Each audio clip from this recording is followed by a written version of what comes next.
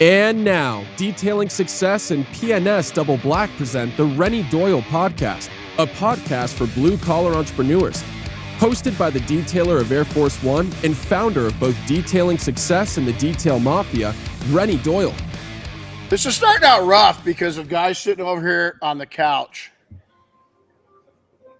We're going to have to separate you guys. Jeez almighty, holy smokes. But hopefully something I said didn't come across and get recorded because I just said something not so right. How y'all doing? Good. Doing well.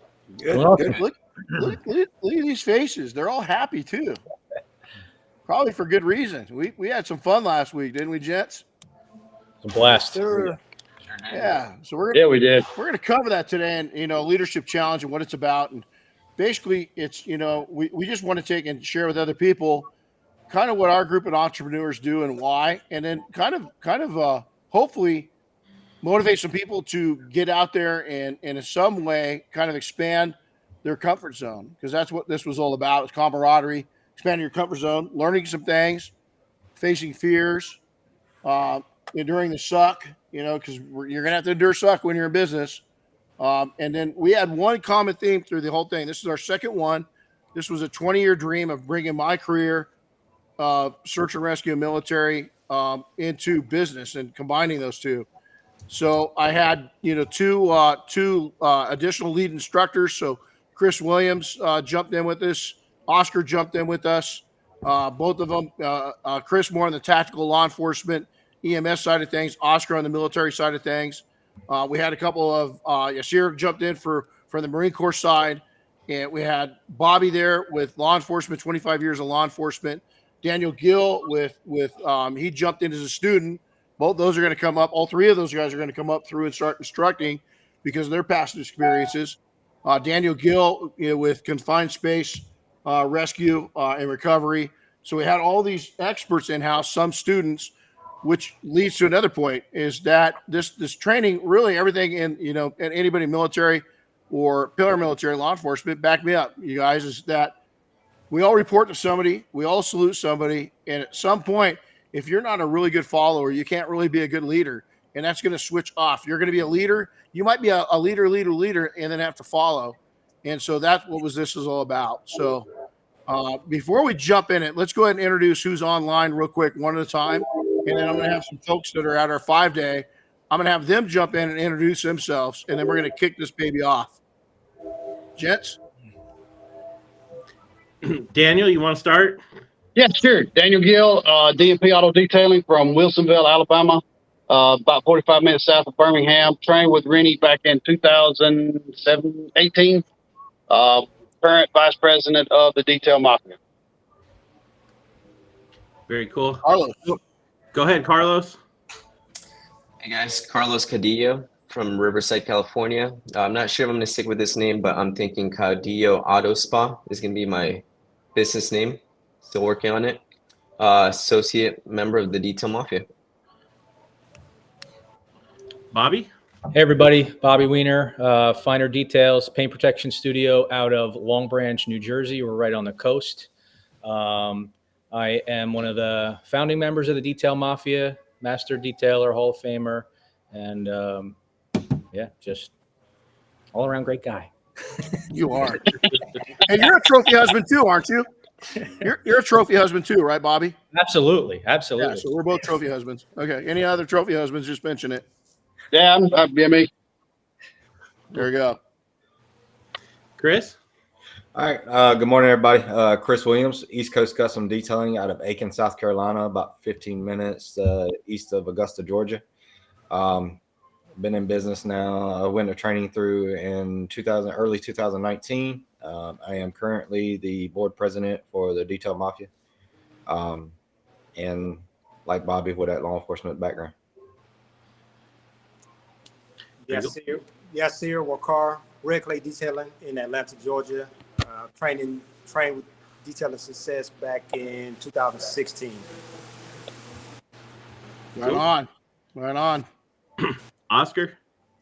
Good morning, everyone. Oscar Hernandez, 805 Detail Shop out of Ventura, California. Detail Mafia coordinator, so I work with Renny and also the Buff and Shine sales rep. Happy to be here.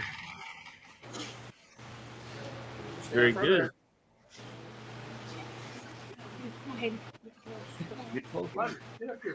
All right, guys, introduce yourselves. Jonathan Gandaria, luxury based out of City, Utah.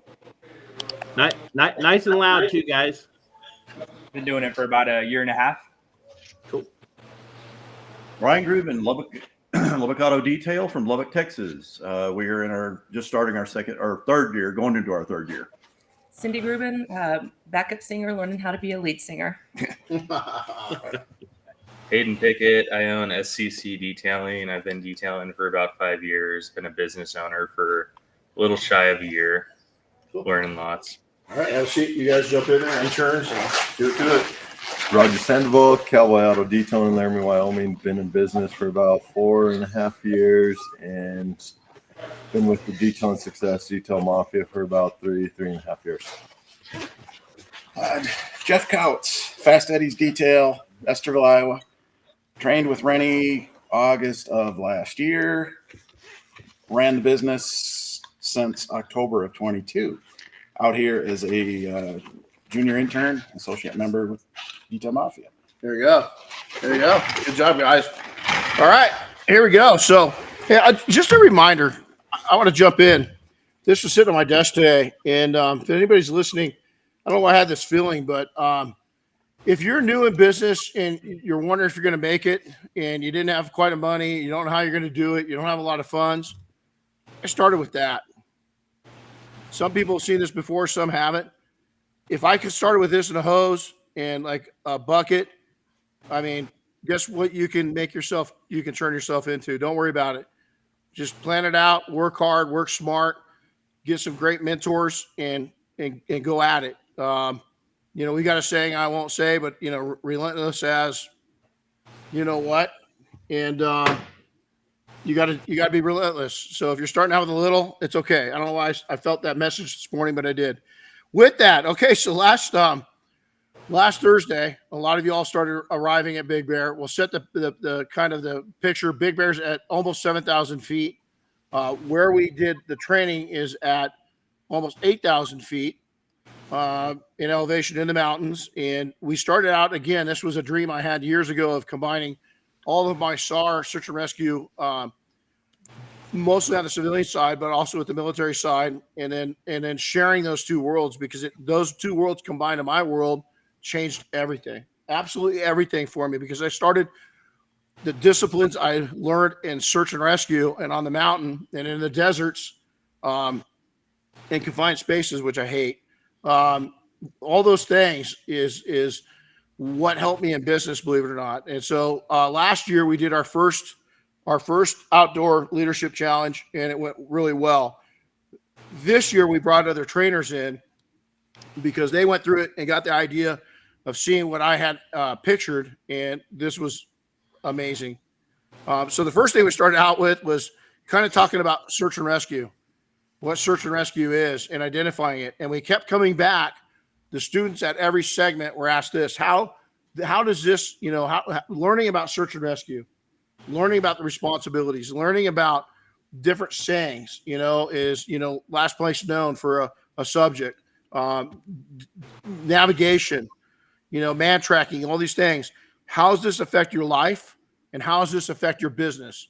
So we go through each section.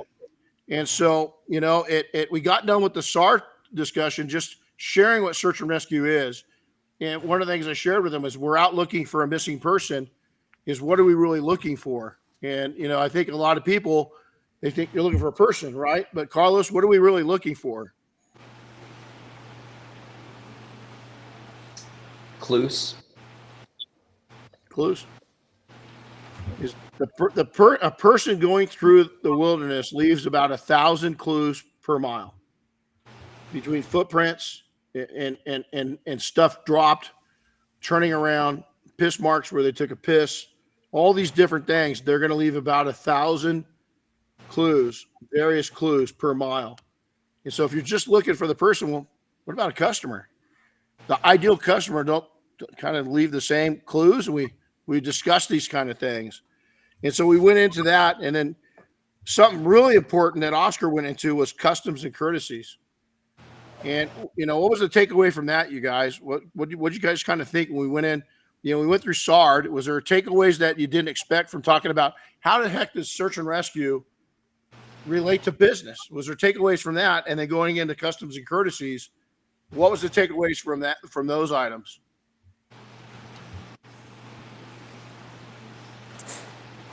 How you interact with your customers. That's customs and courtesies. You have certain procedures you have when you're dealing with them, and also in your business, inside your business as well with your employees. You have certain ways you operate. Absolutely. Just the way that you treat people, looking for like minds, people that think alike, right? All these different things. And so we started running all through these things. And so, Oscar got up and, how important in the military, EMS, and law enforcement, all this and that, they teach those things, right? And we kind of discussed as a group after the discussion when Oscar went into it, is right now, if you just show up and you do what you say you're going to do, and you're kind and you're polite, you follow up, and your services are great, you're going to win most battles because most people aren't doing that. How true is that today? Don't jump in on once. True. Renny, I think it's true. I mean, I was the one talking about it, but I always have a saying: people got to know you, they got to like you, and they got to trust you, and then they'll do business with you. And I think that all comes in with the customs and courtesies. If you come in wrong or you talk to people the wrong way, you're not going to get that client. So a lot of this is going out there and doing the right thing for the right reasons. The right reasons. That was the other thing we talked about. Why the right reasons? What is the right reasons? In my younger days of being an entrepreneur, I had services I didn't necessarily believe in. And I just didn't like them, but yet I sold them because I kind of had to survive, right? But looking back on that, I didn't believe in them. And I didn't feel good selling them. And would have I been better off reinventing another service that I believed in? And the answer was yeah. Is that I drew in the wrong customers and then had to get all those customers out somehow. So that slowed down my pace of progression in business. And you think, okay, I'm surviving, but I would have been better off just getting a part-time job and replacing that money and finding the ideal customer that fit. We both fit each other's needs and wants. So if that makes sense. So navigation. So we went out in the field, we got out there. So the morning was here. What's that? Go ahead. That Bobcat, So we got Ryan. Yeah. So we take off. First off, some of the guys had never really 4-wheel drive, and since I was up at this location, we had a pretty serious. We had good snow this year, but we had a lot of rain, and the ruts were a little different than they were a year ago. So if my truck's not in here, but I've got a full size Ram Power Wagon with a overland camper on it, and I wasn't worried about getting through it, but it's much bigger and much heavier. But Yasir had, there we go. Oh, there's the camp right there. So we got a picture up of that. But Yasir, you want to explain what you were following us in with? What were you driving? It was a Nissan Titan. It was a 4x4, but it broke loose when I tried to go up the edge that I was being guided. The guys were guiding me through. It just, the rear end broke loose, and I ran over into the rut, the ditch. And so, it was low. It also the height on it wasn't very good. It was low compared for a 4x4. So we kind of had to take and winch him out. Okay. The good news is the rental truck went back in one full piece, and we had to park him just down the road. And you can see we had two Wrangler Rubicon, two Jeep Rubicons, and we had my Ram. Those all got through with no problem. Last year in that rut, we didn't have to put any of the vehicles in 4-wheel drive. This time, the Ram had one tire off the ground. I mean, it was totally off the ground. And so we got through it. It was pretty cool. I honestly thought that Oscar and Bobby were going to shit themselves when the lead came in and the whole truck, went like that on our way in. So even we were going over. Right. But, it was fun because these guys, Carlos, have you ever done anything like that? No, first time. So the whole thing we had with putting this on was just getting new exposures, facing new challenges, getting comfortable with being uncomfortable. So we get out there. Now we go into land nav. And so we let the guys bring the compass that they wanted. We suggest something. Most of them went with cheap. One of our guys just blew our mind because he probably had the cheapest compass there and just walked through the navigation course. So there's a Ranger 2. I love those. I love that compass. That's my favorite compass, my favorite go-to. But not everybody had the same compass. Not everybody had the same success on a 3-pin, three separate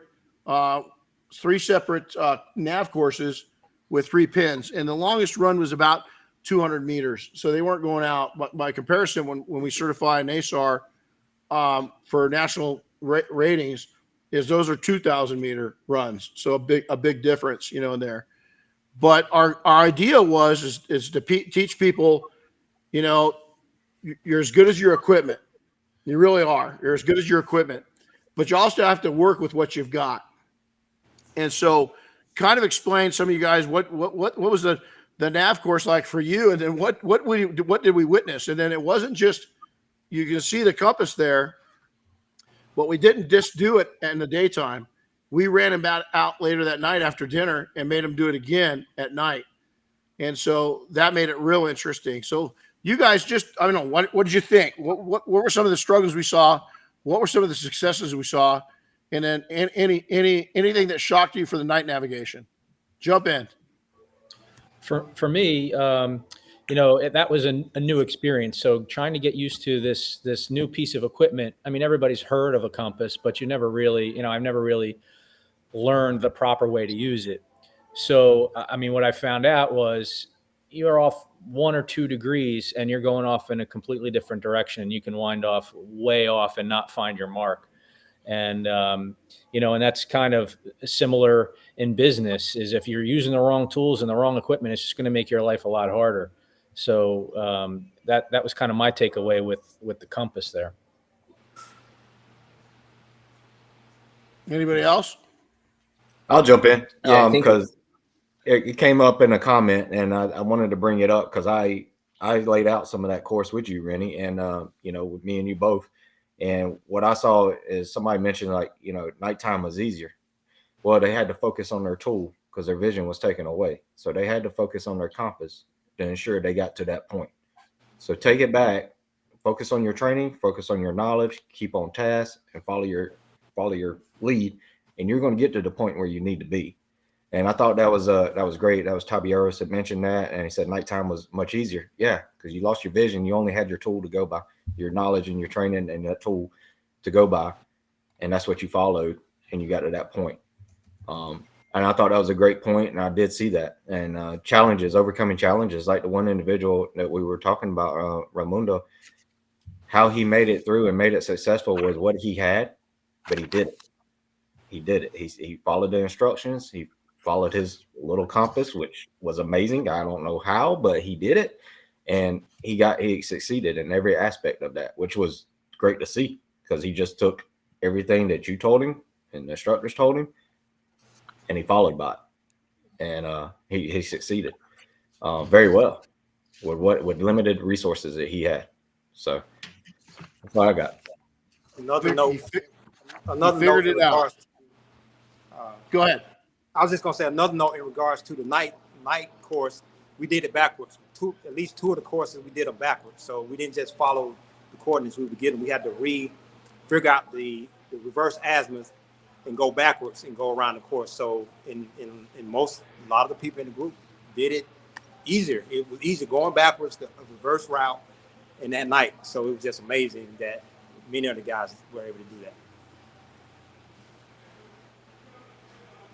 Carlos? Renny, when you're navigating like that through the courses, with Chris and Oscar there, telling you the coordinates and all that, it's kind of like you relate that to business with a mentor. Mentor is going to help you and guide you, but he's going to allow you to make mistakes so that way you learn on the journey that you're going towards. Oscar and Chris could have showed us exactly where the where the ending points were, but what would be the point of showing us exactly where it was and not you experiencing the path to get there? That's just like a mentor in your business is, listen to your mentor and he'll help guide you. If you go off the path, you need to go back to him and go, okay, I messed up. Where do I need to go? And they're like, right here, showing you the way and helping you just like we did, just like Oscar and Chris did during that course. Yeah, great point. And it was pretty amazing to, once we got used to the compass, we walked you guys through it. Some people had never really even touched it, So once we went through the basic course, by the time we got back, we had ran through all the three lines during the daytime. We got back at night. I think everybody was going to say, okay, I'm going to go a little bit off memory. And then we threw a curveball and said, no, you're going to go the opposite. You got to figure out the reverse azimuth, and you're going to go your last pin, the second to last pin, third to last pin, and then you got to come back here from that pin. And everybody's like, oh, shit. And again, I think it was noted that that's a pivot. That's how exactly is life's going to throw challenges. You're going to have sicknesses. You're going to have births. You're going to have deaths. You're going to have all these other things that you've got to face, and you're going to have to learn to pivot, and you're going to have to stay in control. And it was jet black out there. Not jet black. We taught people to walk. We had a partial moon. So a lot of people were surprised at how well you could traverse the ground with either a red headlight or no headlight. And how well, the only time you really needed your headlamp at all was to see the compass. And so most people were walking and keeping track with that compass with either no light or very, very, very little light. And that was really cool to see people that were not comfortable in an alpine setting. And we do have wildlife out there. We've got mountain lions and bobcats and bear and bighorn sheep and deer. And Oscar had a chance for something to sleep right next to him last year, and breathe on his face at one point. So he loved that. He loved it. What's that? We think it was a deer. We're not too sure because he ran like a sissy. He was out of there. I woke up and he was not in his hammock anymore. Put it that way. He got the hell out of there. So it was pretty fun. So the navigation, I think was one of the challenging things to do, because if you've never done it before, it's a mind thing, right? It's a mind thing, and people can get frustrated. But we just saw, hey, take your time, patience, and then what I started doing is some of the people that had really crappy equipment, I started giving them really good equipment so they could see the difference, and they learn on that crappy compass. And then all of a sudden they step up to a really nice compass, and you could see the difference. It was like, wow. And so it's the same thing when you step up to new equipment or new marketing, or new relationships, or join a new lead group or something like that. Once you do that, it relates back. It's going to improve everything in your life and your business. So we gave compass instructions, pace count. And so they not only had to find the pin, but they had to tell us how far out that pin was, and between each pin too. So they had to take, and the pace counts that everybody gave us, if they missed that or they missed the pin, they had to go back and start over again. And so there were some people during the day that we had one individual, I won't mention his name, but he had to repeat one pin 7 times, because what we did is I think it was Chris's fault because it was a real asshole move. We put 2 pins like 10 feet apart.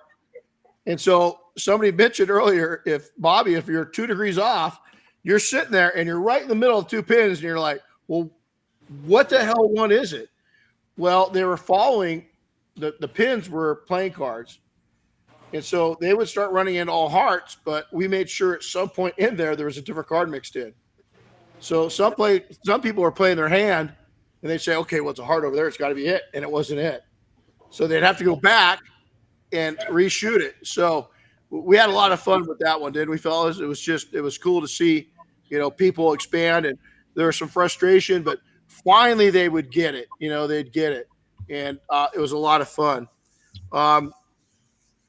Shelters. So let's talk about shelters. Bobby, you're East Coaster, you're up in the mountains of the West.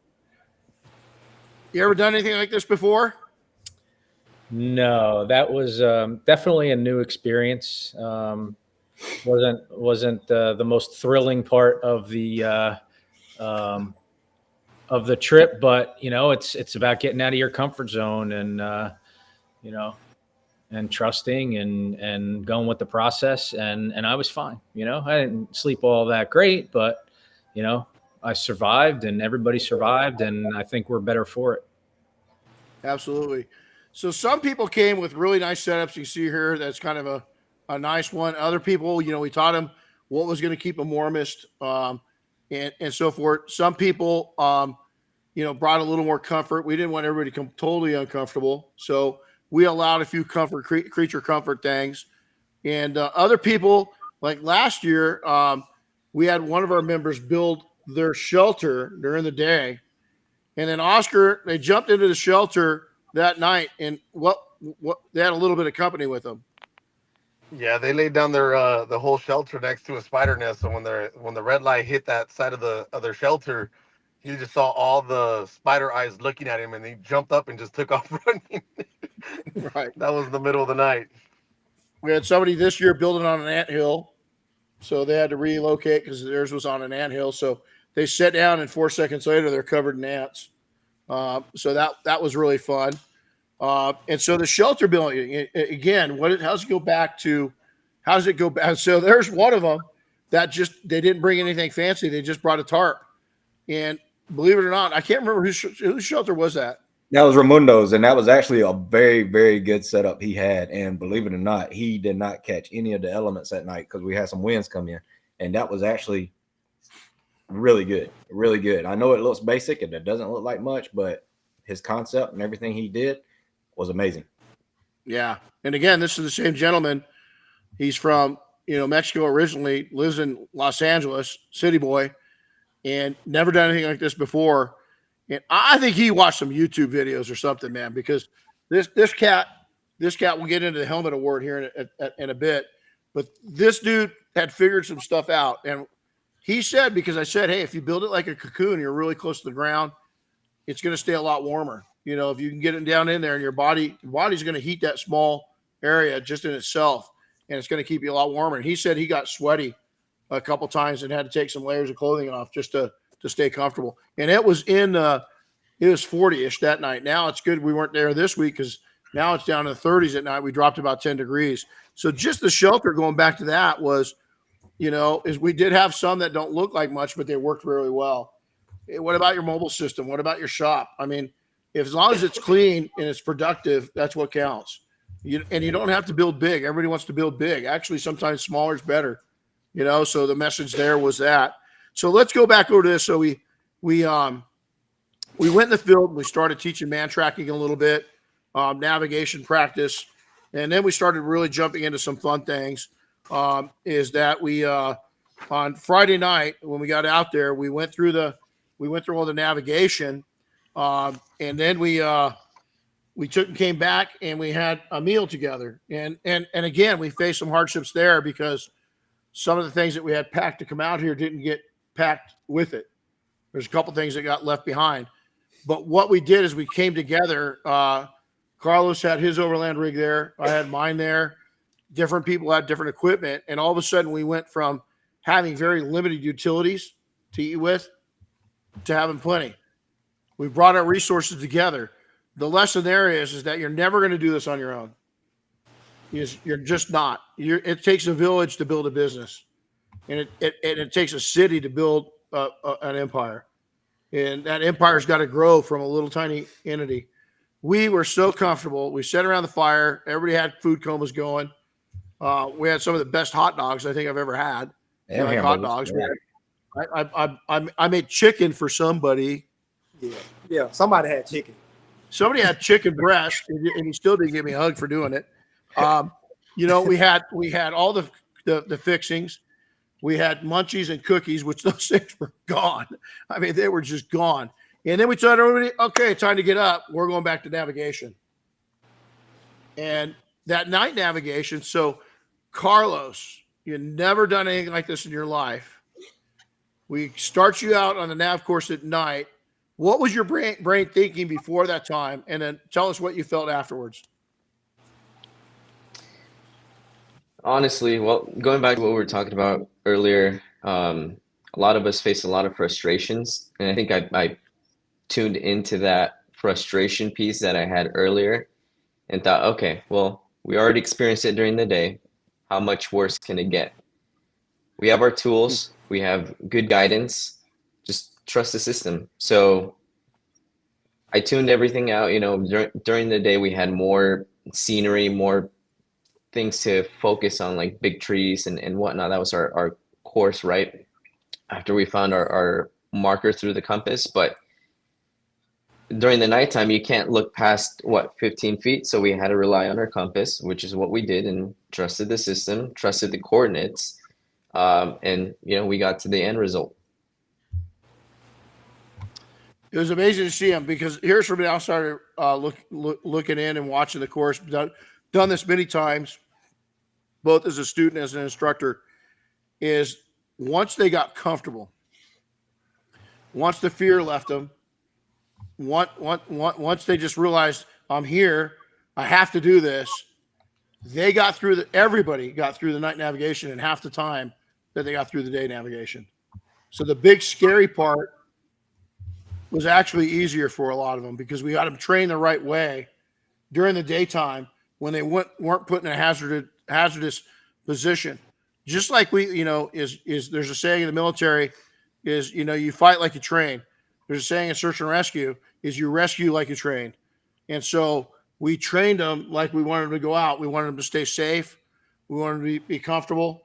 How many you guys, it was 42-ish. Anybody get cold on the navigation course? Nah, we stayed warm, right? So we got done with the navigation course, and then probably the important part of it was about 10 o'clock, 10:22 is when we walked back into camp, and we had fire pit time, because we had two big roaring. We can't start fires here, Southern California, because you can imagine everything's just a tinderbox. But we did have big fire rings, gas rings. We got those things going. We all crowded around, 17 of us. How cool is that, just to sit there? A couple of us, had cigars, and how wonderful is that just to sit there and talk. We also put the newer Mafia members with senior members. So, Bobby, you had the newest member because you're the longest standing member. And that was really cool. There's Chris just pulled the fire pit up. This is when the group got smaller. So we lost at about 11:30. About half the group went in, was tired, and decided to go to bed. They went and got in their shelters. And I knew there was going to be movement, so I stayed up. And you can see in the background, look at the beautiful sky with the moon. It was just an amazing night. And what was your takeaway from sitting there talking to everybody that night, guys? It was great hearing a lot of their experiences from the day. That was the biggest takeaway from me. I was listening, taking notes since you brought me up, as it helped lead. Was listening to their stories, and laughing and cutting up at the little mistakes they may have had, and how they fixed it, and working through their challenges. That was great to hear. And we also handed out some morale patches that night because of the incidents that occurred during that day, which was funny as well, which that tied into everything. So no, yeah, it was great to just listen to everybody kind of debrief on their day and what they took away, and then just cutting up, giving everybody a hard time, and it was fun. It was good. Yeah, I thought it was just a way to end the day, just to relax and just kind of ease into the night, into end the night, just relaxing around the fire, just talking and what have you. Absolutely.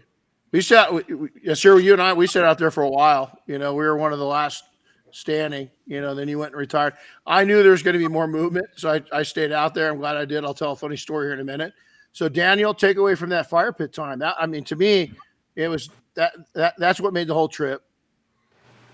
Just sitting down, being able to talk to each other, and and figure out, like Chris said, hearing how people struggled with certain things, and then other people will be like, oh well, tell each other, hey, this helped me out on this part. This helped me out on this part. I struggled with this. Just kind of comparing notes, just like we do in business.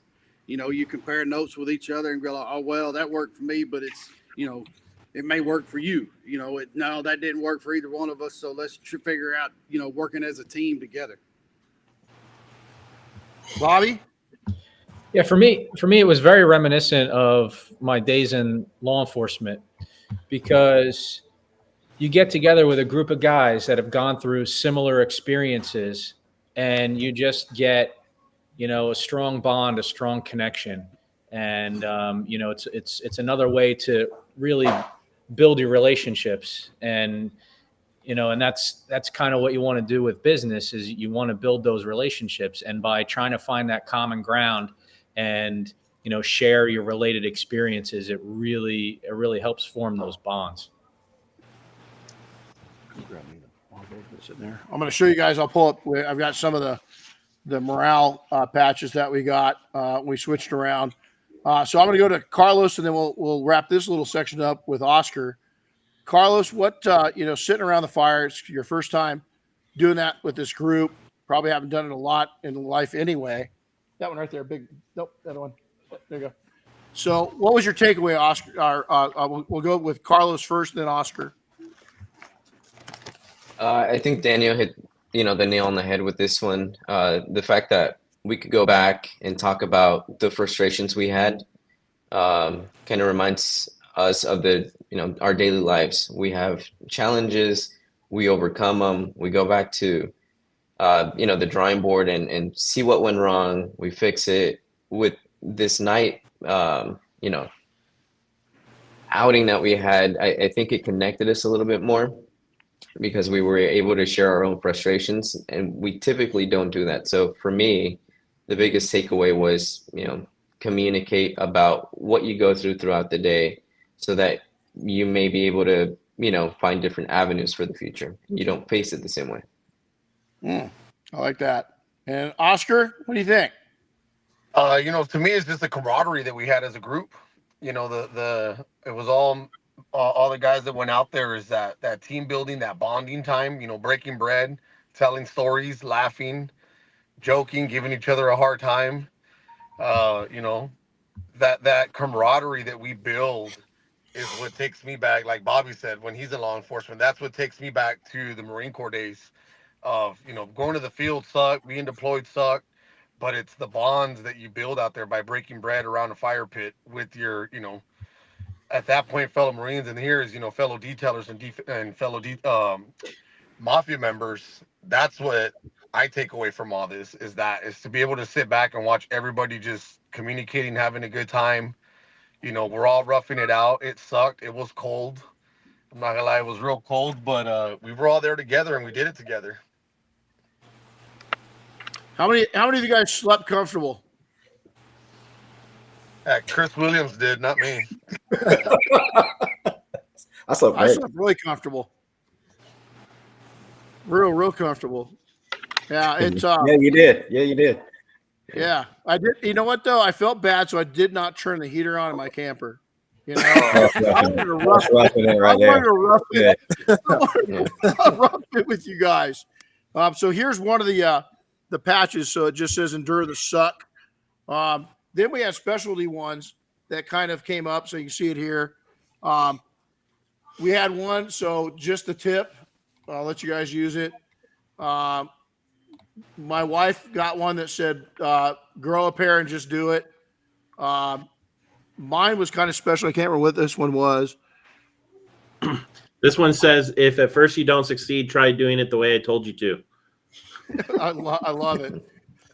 There's a saying, and anybody, whether it's combat or civilian search and rescue, we don't want to ever be a victim.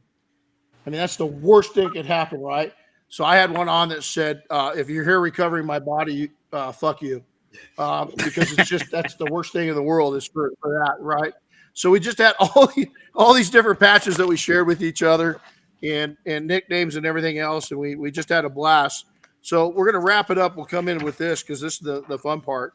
So we came back out of we had to get back out. So that big rut we faced going in, we loaded all the gear up. We took and had to go recover Yasir's truck. We had to get through that rut first this time. We had it. It was a little easier. All the trucks, I disconnected my sway bars, locked in the rear, front and rear. My truck, it just cruised right through this time. Bobby wasn't screaming like a 12-year-old little girl this time going through. Oscar, hey Bobby, did you notice that Oscar was ready to bail? I think, but he stuck it out. You know, he stayed in the truck.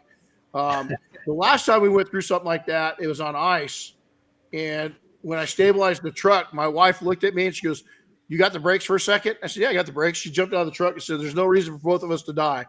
And she got out, went to safe ground, and left me in the truck and said, "Good luck getting it out. I'll call 911 if we got to come get you." And I was like, "Gee, thank you. You know, I really appreciate that." Hey, somebody so we gotta moved out.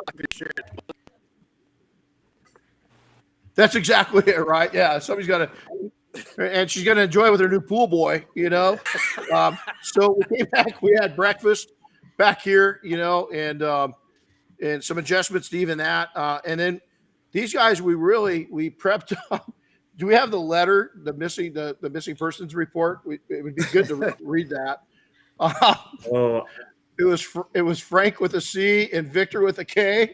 It was Chris Williams and Oscar were our rabbits, so they're the ones missing. They were a married couple. They're going back to celebrate their first anniversary and take a picture on the same rock that they taken their engagement picture, and they went missing. And so we had to go find them. Their favorite colors were pink and blue. And so one of them was laying down pink ribbon tape as a little bit of evidence. The other one was laying down blue. And then somebody that was a rabbit got lost going up the mountain and started crossing over. So my teams that were tracking them were, you know, you got Oscar's line going up like this. You got Chris Williams' line going like this. And then all of a sudden it went, and we're like, what the hell is he doing? But that's real life. You got customers. How are you going to find them? It's hard to find some of your ideal customers. So we had a blast. It was really cool to see the faces of these entrepreneurs getting a brief from Bobby in law enforcement. That how many times, Bobby, have you given a brief like that? Thousands of times, right? So 100. I can tell you of being involved. Missing persons. You can see their cute little picture. Chris, do you want to read it out and say what it actually says? It's pretty much what I said, but sure. It says missing person, San Bernardino County Sheriff. Subject 1, Frank Miller, white male, 5'10", 180 pounds, 41 years old. Date of birth, no medical, no wants, no warrants. Subject 2, Victor Miller, Latino male, otherwise known as RMD. 41 years old, no medical, no wants, no warrants. I think LKL means last known location, right? Yep, that's it. South dead end of Eureka, Big Bear City, west end of Golden Mountain. It's a husband and wife couple hiking to the point where their engagement picture was taken. Yesterday was their anniversary. No known marriage issues. Moderate hiking gear, small water bottle shared. Favorite colors are pink and blue. So, say how they're know who's the husband, who's the wife. That's the only missing information. And here's the other thing is that they're spelling their name. So you got Frank with a, what did you say on there? It was Frank with a C and then Frank with a C and Victor with a K in the middle and an E. It's not Victor, it's Victor. Yeah. So it was just like we had fun with it. And so to brief them, and then I gave them the SAR briefing. They had to take and ruck over to the search area, and then we took off. And it was pretty cool because during the whole training, we're showing them, hey, how do we signal either subjects or how do subjects signal us? Well, it's the same thing with customers. How are you going to locate, what kind of beacons are customers setting off? So when we're up there, we're starting to lose path a little bit. I got a hold of once Chris located himself and knew where he was. We got him up there, and then I had both of them signal me without these guys watching. They're behind me. And just using the mirror off the compass is I could see I had a visual on Oscar, a very difficult one, but I got it. But he signaled me the same way, and then I nailed him, right? Then I could not see Chris at all. He was higher, and he hit me with that signal mirror from the compass, and it was like a laser beam coming down. It was so easy. And we took it back to this is how does this affect your business? What's this telling you? Ideal customers are going to send you signals, and you've got to watch for them. You got to look for them. You got to know them, where do they work? Where do they live? All these different things. What's their lifestyle? What's their habits? It's the exact same thing. We related all that back. So now we'll jump forward. We get everybody up there. Oscar, how many rattlesnakes did you see? I only saw one on my way up, none on the way down. But yeah, it was pretty interesting because I took a pretty rough way up there. I didn't stay on the trail, so I definitely went the way I shouldn't have gone. But if I would have stayed on the trail, it would have been too easy. But yeah, one snake is what I saw. Well, Chris definitely didn't stay on the trail either because, we had to track him up through cactus and, rocks. And you can see this is our after picture. This is on the rock where we rappel. It's about 3 stories tall down below. We'll pull some rappelling and pictures off of there here in a second. So we get up there, and so he says, hey, he saw a snake. So I told everybody to watch for him. They're really coming out now. And we're about a third of the way up, and I spot a rattler he was going away from us, right? So I told the guys, and I jumped up on this big rock, and I'm standing there, and it's a crappie, and there's a rock with a hole underneath it. And I hear a piece of brush move, and I saw my peripheral vision. I saw something move, and there's a damn rattler about a foot away from my foot. I can't remember who was there with me. I'm not too terrified of snakes, but it being that close, I jumped 5 feet in the air, and I was out of there. I got the hell out of there. And from there on, Bobby was walking up the hillside. I said, hey, just don't put your hands in holes. And Bobby was like, the whole way back up there, he wasn't touching a rock for all the money in the world, And so we had fun. So you guys, we get up to the rock. It was really cool because they got to see us set up the system. So we had to put a safety system up. There's actually anchors up there, but I trust them. But we wanted to set our safety anchors into that. So you can see this is all the gear that we're getting ready that we're showing everybody, the helmets, the webbing. So we ended up setting a 2-part double anchor up that self-tensioned both of them as you raised it. And what that meant was there was no pressure. We had a tree, pretty not a big tree, but a moderate tree, and it went right over a boulder, and the boulder, probably a 1,000-pound boulder that had been there for 1,000 years. And then the secondary was off of that. And then as you came up, the primary was the tree, but once you started the rope up when somebody's on it, they both tensioned at the same level, and they weren't over pulling. We showed them how to set up a tension line. So if one of the pieces of webbing broke, the tension alone around the rock and the tree would pull on it and just create another anchor on an anchor. And so it was really cool to be able to show them. Last time we didn't get to show them the whole system. We just went over the side. Some of us went a little faster than others last year because they're trying out new equipment. And so thank God that Oscar didn't hit the ground the first year because he went pretty quick. So this is Chris off to your left. So Chris, you want to explain? You're kind of the edge safety guy. We had double safeties. You're on a safety. We'd bring them up to the edge and then safety them in there. And, all those on the call, Yasir, you probably haven't rappelled since you went through boot, had you? Yeah, that's the last time I rappelled. That was 30 years ago, 20-something years ago. Yeah. How'd you feel? I was apprehensive at first. I just had to get my legs back. Once we did the little test rappel to kind of refresher, I was good to go. And then Carlos, kind of your first time too, also, right? Yeah, it was first time doing this. Obviously going to the fair and rock climbing down doesn't count, but it was there was fear for me, fear for several of us there. But if I may add, between you, Chris, and Oscar, giving us the tools, explaining the tools, and just going over it, I think we overcame that fear pretty quickly because we're just jumping down and going at it pretty quick. I honestly, without your guys' guidance, it would have taken longer for us to get down there. I think we were averaging a minute or two to climb down that rock. Yeah, it's about a minute per person. We've got several of you went multiple times. Some of you went 4 times. And so it was pretty amazing. So we did put a challenge in. So let's see if we got anybody that's a really cute picture down on the rock. So they got down a little ways. I was belaying them, so we'd stop them. And then we'd tell them to put their arms out and give Mom, double thumbs up with the camera to the side, right?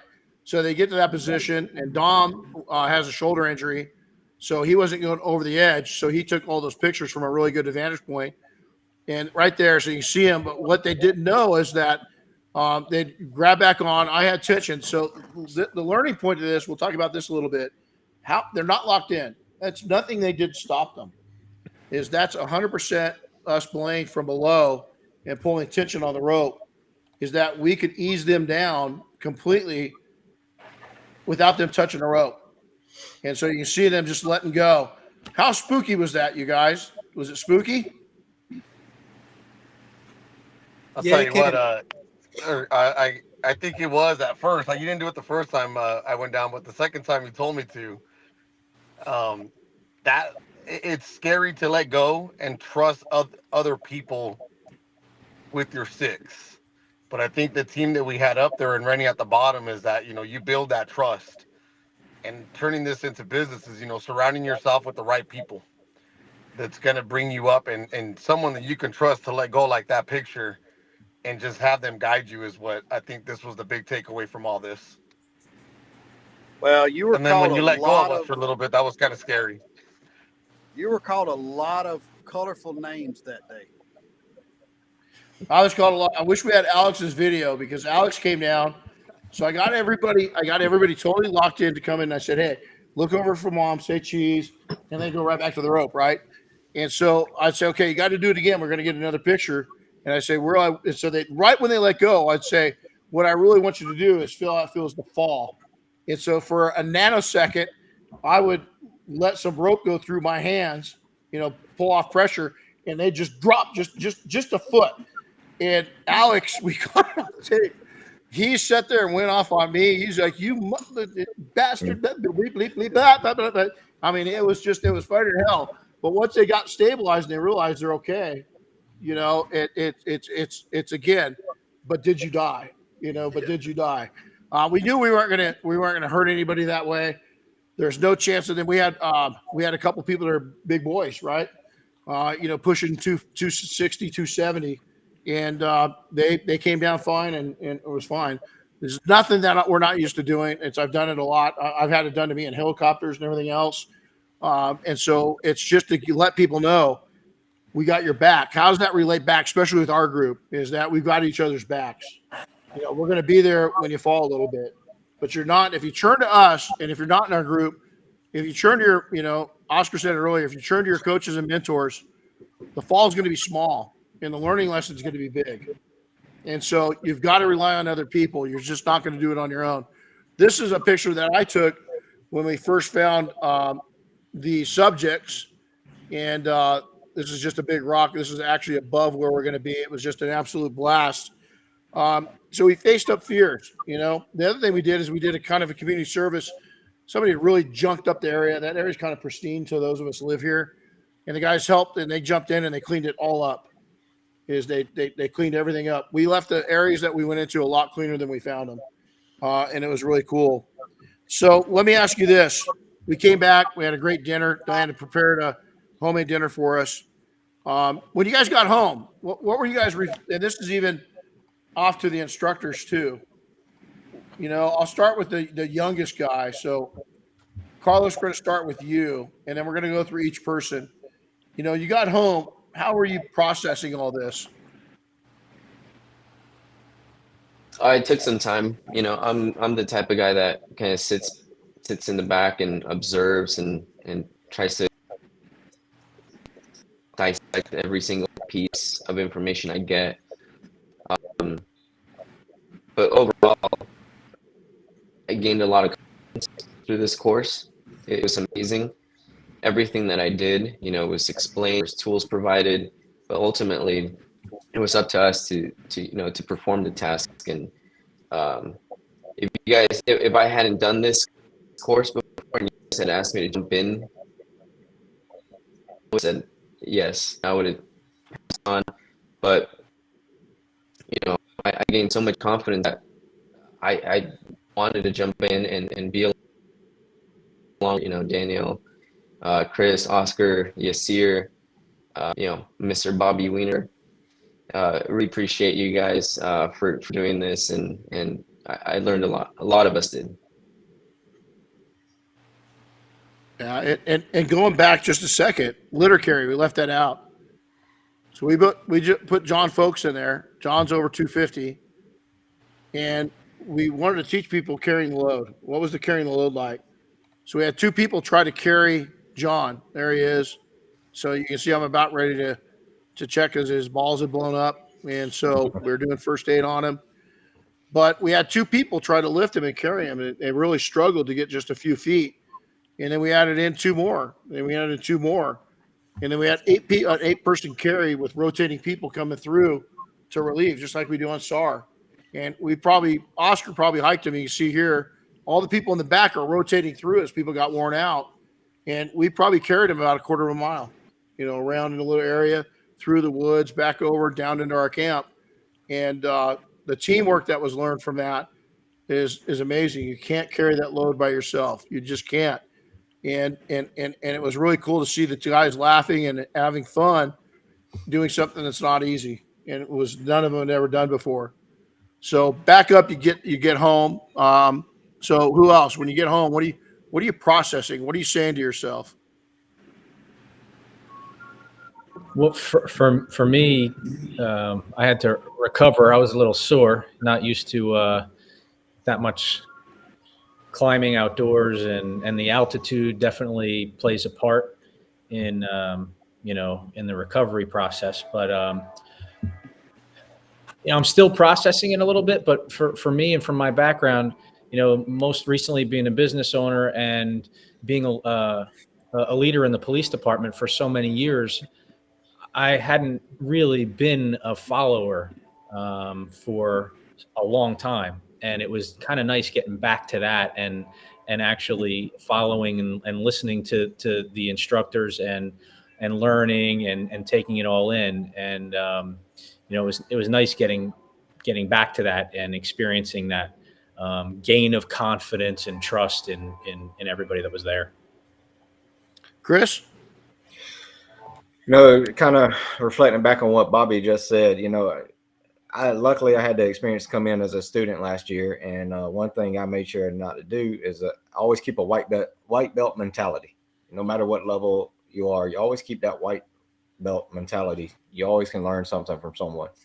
And my main focus, I didn't sniper you. I just stayed quiet. I went through the course and, and helped out where I could.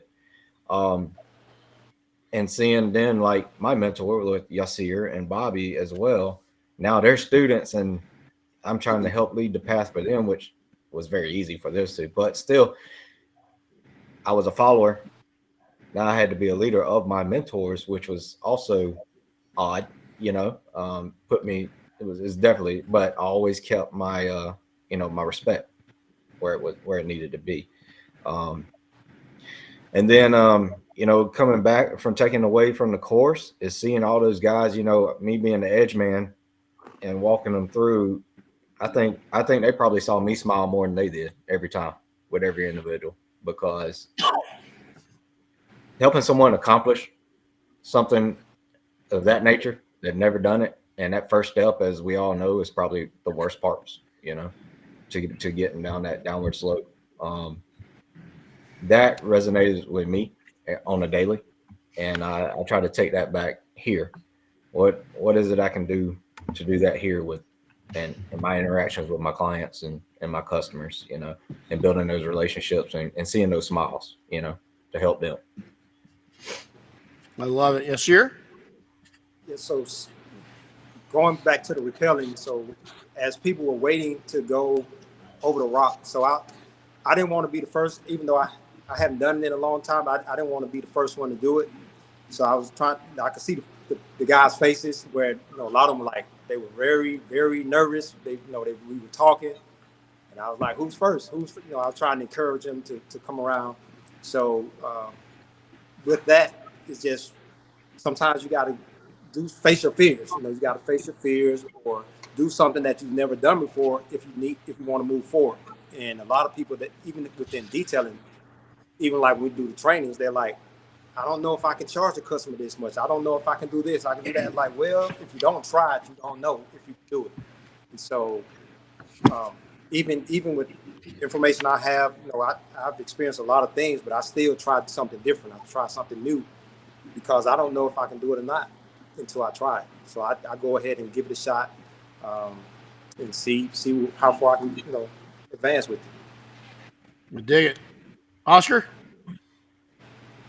I mean, for me in the being as an instructor, I think I took a lot away from the actual students. I got to talk to every single one of them one-on-one and learn so much from everyone else. I feel like I learned a lot just from them being there. I only, did my piece in the beginning of it, but my takeaway is, you can, no matter where you were at in a position, whether in a job or in your business, you can still learn from others. And even though my position was a little bit different with you, I put myself in their position and learned from them. I was still following their lead because one thing is, to be able to lead someone, you got to be able to put yourself in their position. I think I was able to drop down to everyone's position and put myself in their shoes and help them and guide them, because everyone at one point had a different challenge, whether it was the land nav, whether it was carrying someone, whether it was, coming out that rock. It was putting myself in their positions and be able to help them out in any kind of way that they could. So I learned a lot from all the members that went up there this weekend. And I just want to say thank you to every single one of them for the conversations that, we did have.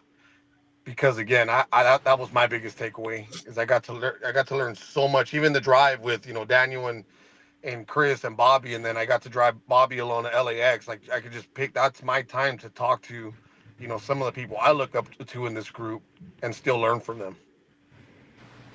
It's awesome. Daniel? I think the biggest takeaway I took from was the tracking. You track your business, you track your life, you track it.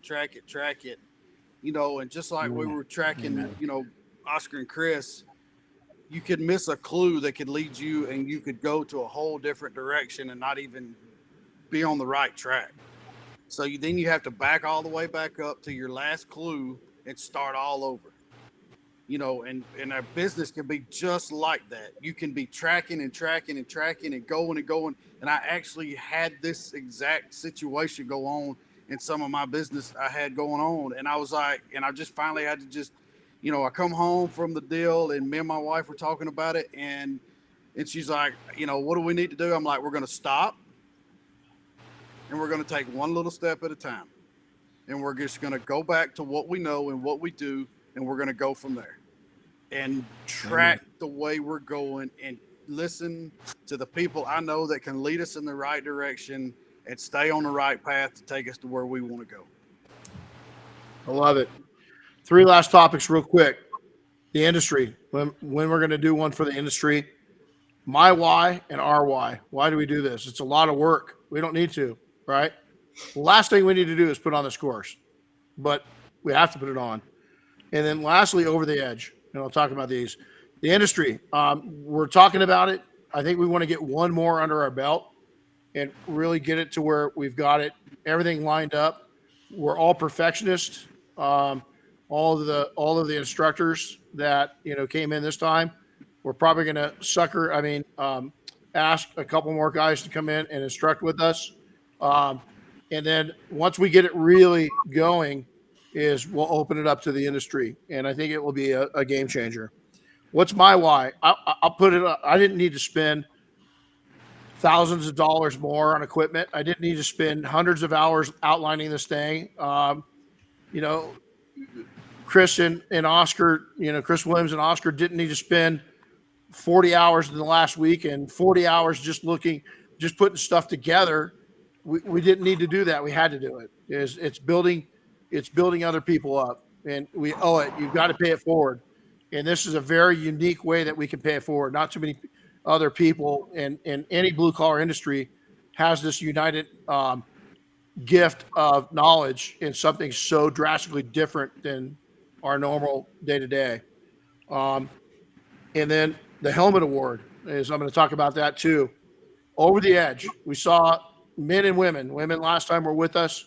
Hopefully we have women with us next time. But we watched grown-ass men face fears in their eyes. Some of them have a deathly fear of heights. They got up on the edge. They trusted the system that was backing them up. We showed them how they could trust the system. It was redundant, and they went for it. And many of them thought they would never do it once, did it twice, or did it 3 times. And we had one fool, entrepreneur that did it 4 times. It's addictive, and success is addictive. And, risking it is addictive, and hanging it out there is addictive. Having fun should be addictive. And so we really wanted to teach that. And then lastly, Chris, if we got a picture of the helmet, is Chris Williams came up with this idea. He took one of his own helmets, and we decided to all assign the helmet and give it out to one person that really stood out on this mission. And so, Chris, since it was your idea, why don't you go ahead and cover with us what that idea meant, what the idea was, and then what the gentleman that walked away with the helmet, what he did for all of us to do that with him. Yeah, absolutely. So, like Renny said, I had a spare helmet. I got the entire team to sign it through one of our leadership challenge stickers on it as well. And the point of this is I wanted to see like what level of individual that came in that we truly listened, molded, and with the least, I want to say every one of them deserved a helmet. First off, everybody, but this individual was totally out of his element, but he absorbed everything that every instructor, every mentor, every teammate gave him, and excelled in every aspect of the course, of the challenge. And that individual, he definitely proved it with the least amount of equipment, with the not the most ideal compass of every aspect of it. He just took everything in and actually molded himself. And when he left that challenge, never repelled, went off 2 or 3 times. And every time I saw him go over that edge, he was smiling. He was listening to me. I'd show him, I'm like, look, you see you're safe. I see you're safe. You're good to go, bud. Go. And he jumped. And I love that. And that individual stuck out to all 3 of us, and very, very deserving. I believe every student was. But to overcome the obstacles that individual had to overcome, that's what this challenge was about. And he did it full-fledged. So Raimundo earned that privilege, and he definitely deserved that helmet. Downtown LA living, doesn't do any type of things like that. So it was definitely an honor to honor him with that helmet. He was the essence of that challenge. He definitely overcame every challenge that was presented to him, and he was the essence of that course. And that's what it is about. We all have to take a step back, remember where we came from. We got thousands and thousands and thousands of hours of worth in this type of training. Some of these guys are outdoor guys. You could tell. I could tell. Tabarieros, I could tell. This man was not scared to go over that edge. He was gone. Okay, cool. That's great. But to see Raimundo excel as much as he did from where he started to where he ended in 2 days was amazing and very well deserved. So I'm an observer, and to watch every person that was up there grow, everybody I think walked out of there with a little less anxiety in their life. What we do is not life or death in detailing, it's detailing. We got professionals out there every day, whether it's EMS, whether it's law enforcement, our soldiers, our airmen, our Marines.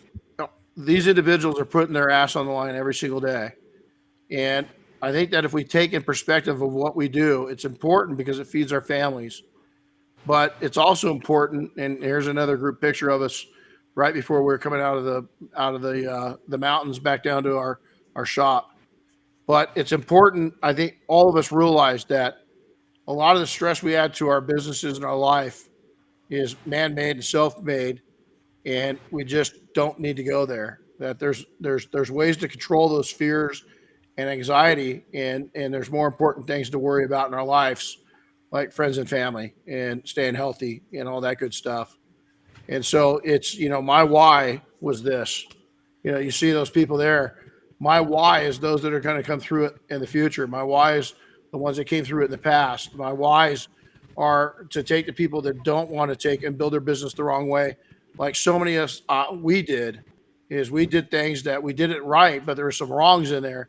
And all we want to do is keep you from having the mental strains that we've had and the things that really hurt. My career, I've dealt with a lot of death on that side of the house. That's not the damage that has kept me up at night. The damage that kept me up at night was brought by bad business decisions and stress from some of those decisions that didn't need to be stressful. Because there's things I could have done to save myself from those pressures. And some of it was just exposure. I just didn't have the exposure, and then putting it into the right context. And I think these kind of leadership courses help you define that and keep your channels of communication in your mind nice and clear, and it doesn't get fogged up with bullshit that we have a tendency of filling our minds with and worrying about. So, gents, whether you came as a student or as a instructor or as a future instructor, we want to thank you so much for coming on today and explaining this. It's pretty cool to see you guys grow. Any of you guys ever guessed when you came into the industry that you'd be used to doing, you'd be 45 feet off the ground on a rope with fellow detailers? Not at all. Nope. No. One of these days, if we're at an event and you see us, is just go up to Oscar and ask him, Oscar, I heard you rappel really fast. And he'll tell you a really fun story. Because he broke the sound barrier in almost his legs on a rappel on the first one because he's on a new piece of equipment. I kind of feel guilty for that because I bragged the piece of equipment up. He jumped on it and oopsie, But did you die? No. We lived to tell about it. The safety systems worked, and our rope's a little more fragile because of the speed that he reached. And I think the blisters in his hands from a year ago are just about healed up. So anyway, hey, thanks for joining us. And gents, thanks for joining us both last week. Coming on today, I know you're busy. We will get out of here. So in the meantime, whatever edge you're standing on, don't worry about it, man. We got your back. You're on a rope. And, stand up for one another in the industry, be friends. And all these assholes that are out here trying to tear our industry down, yanking the chains of other people, making fun of people. Don't pay attention to them. They're just trolls. Pay attention to the people that are really caring and building the industry up and building you up. If they want to build you up, help them out. Be thankful, but also you got to step with kindness and you got to step with respect, because there's reasons that some of us say no to certain things, and there's things that you might not see the big picture on. So if people give you a little pushback, you might want to listen. So take care, all. It was a fun week. I can't wait till September. We'll be announcing that date here shortly. And then hopefully in a short time, definitely next year, we're going to invite some industry people out to join us. So adios, guys. We'll see you next time. Hey, make sure to welcome these guys to the family too. We'll see you later. See y'all. Thanks for listening to the Renny Doyle podcast, brought to you by Detailing Success and PNS Double Black. Listen to new episodes weekly, and be sure to subscribe on Apple Podcasts, Spotify, or wherever you get your favorite podcasts. And don't forget to share with your friends and colleagues.